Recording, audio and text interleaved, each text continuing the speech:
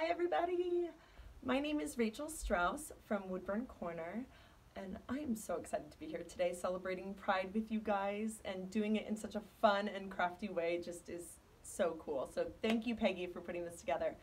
I am a woodburning artist, and I also do a lot of community leading stuff in the woodburning world. So after watching this, if you decide you want to give woodburning a try, come check me out at Woodburn Corner and join in the fun. I have something called Burn Club, which is a club for woodburning artists of any and all skill levels, and it's just a place to learn and grow and connect with other people who like woodburning. So today I wanted to kind of walk you guys through what woodburning is, the tools that you need in order to get started, and then I also wanted to show you what you can achieve with woodburning and why I think it's such a versatile craft that everybody should have in their back pocket. I wasn't sure that doing an actual project today would be all that beneficial for you guys, because I doubt any of you have the materials on hand, but showing you the materials, I figured that way if you do see that it's something that you want to give a try, that you'll have all of the knowledge that you need in order to go out there and get the things that you need and get started. So, woodburning. It is such a fantastic, fantastic hobby and craft, and I'm really excited to introduce it to you if you don't know what it is or you haven't seen it or haven't tried it yet. It's really fun. It's a very relaxing, calming, quiet hobby that really forces you to slow down and take your time to create pieces. And it's so versatile. You guys, you can use it on anything and for anything and on so many different surfaces and create so many different pieces. I picked up the hobby first for creating pieces for my own wedding, and then after that I created pieces for baby showers and birthday parties and anniversary gifts and weddings, and it's just such a great thing to have in your back pocket that you can pull out and use for all of these different events and things in your life. So I thought I would show you a couple of items. I just wrote a book called The Woodburn Book. It's coming out in August.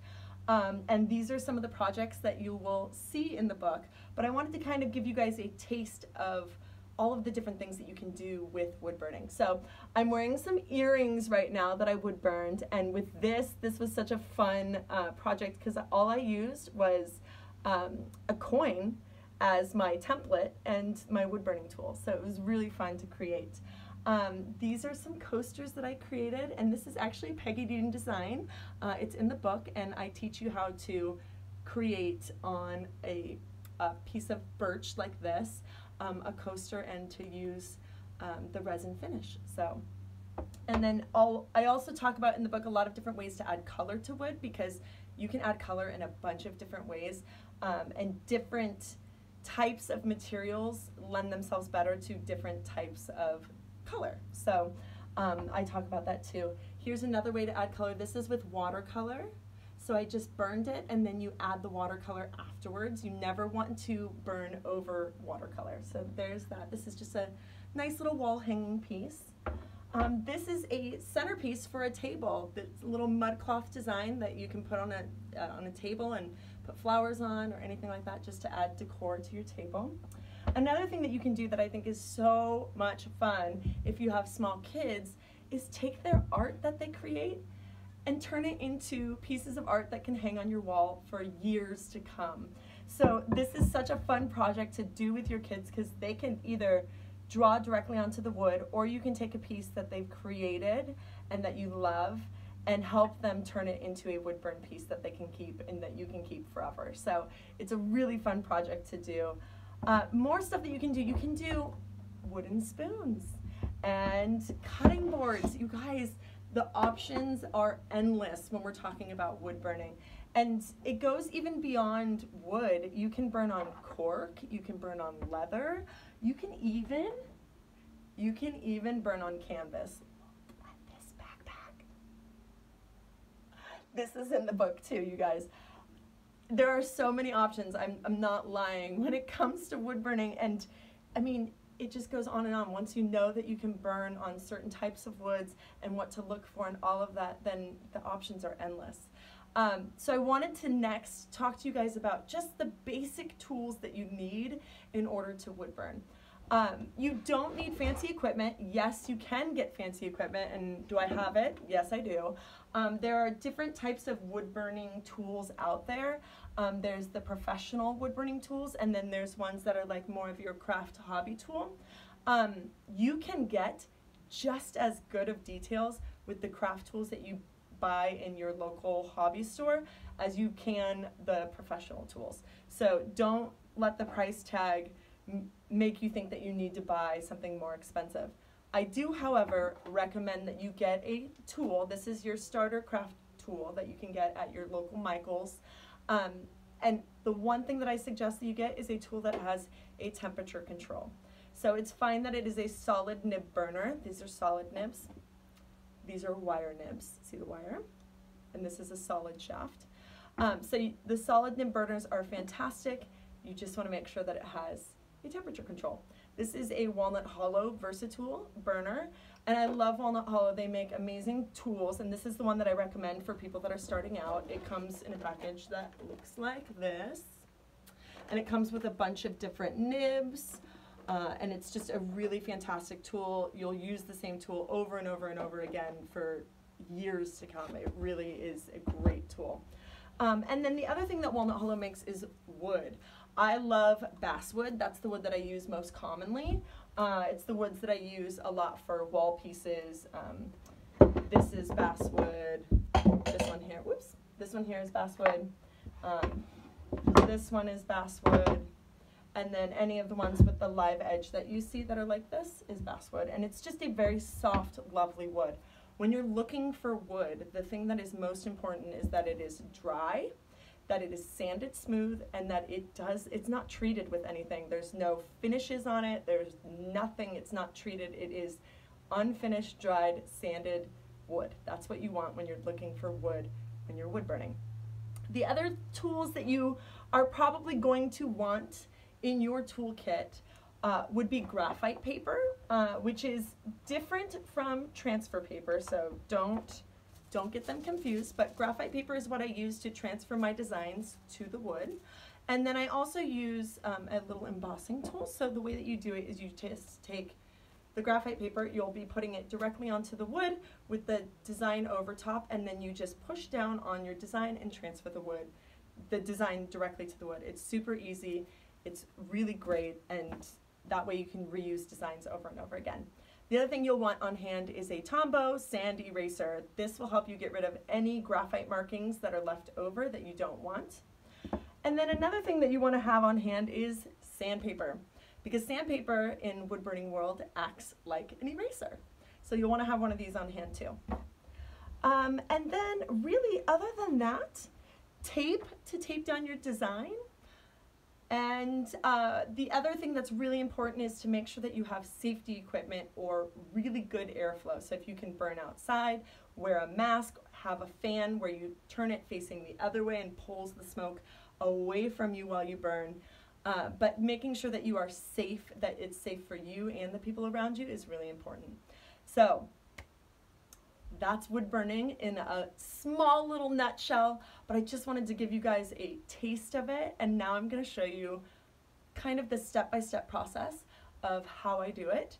And then if you guys are interested and you want to join in and try wood burning yourself, please come visit me at Woodburn Corner. I'm Woodburn Corner for everything, woodburncorner.com, at Gmail, on Instagram, on TikTok. I'm Woodburn Corner everywhere, so you can find me there. And I would love for you to join us. So anyways, I hope you guys have a fantastic Pride, and I will show you some wood burning, and I'll see you later. All right, I have all of my tools ready to go. I have my design, and I'm going to be using Peggy Dean's design. This is in the book, and a piece of birch. It's going to be a little coaster and my sandy block. So I'm just going to sand it, make sure it's nice and smooth before I start. Make sure it's nice and clean. And then I'm going to take my design. You'll place it on. And then take your graphite paper with the black side down and slide it under.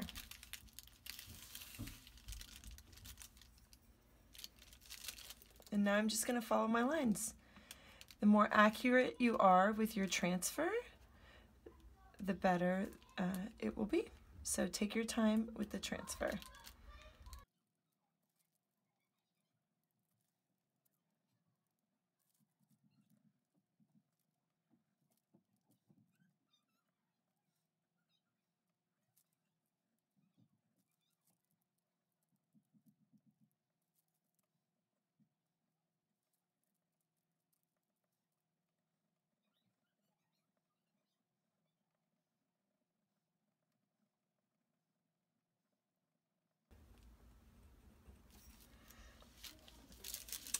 You want to check to make sure that everything transferred, that you got all of your lines before you remove your design.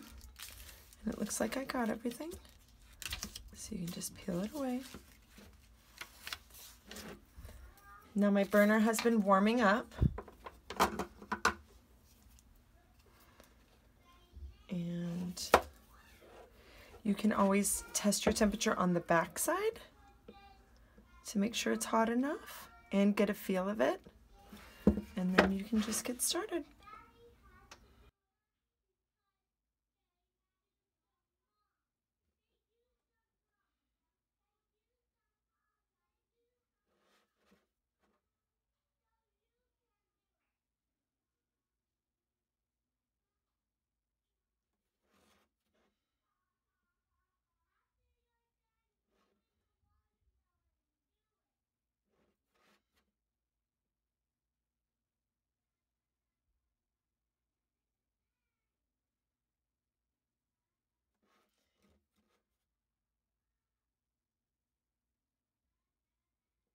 Just want to go slow and steady. I chose a nib that has a round point, so it flows on the surface.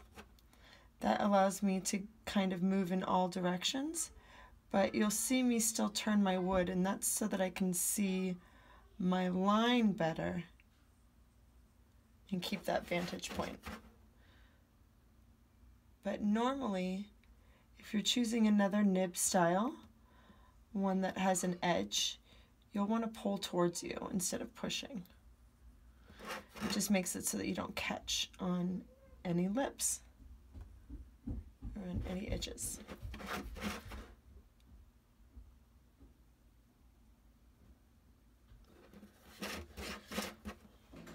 I wish you guys could smell this. It smells like a campfire.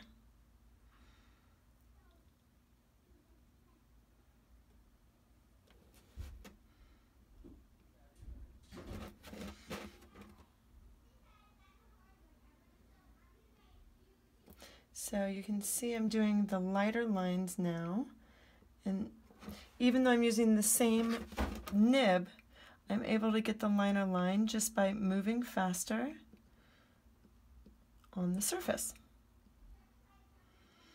And you want to let the burner do the work. Don't press. It's a gliding motion. You're just gliding it along the surface.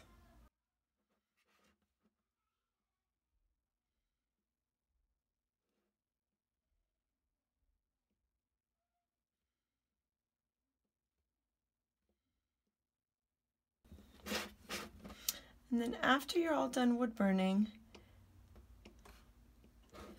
you're going to use an eraser to erase any remaining markings.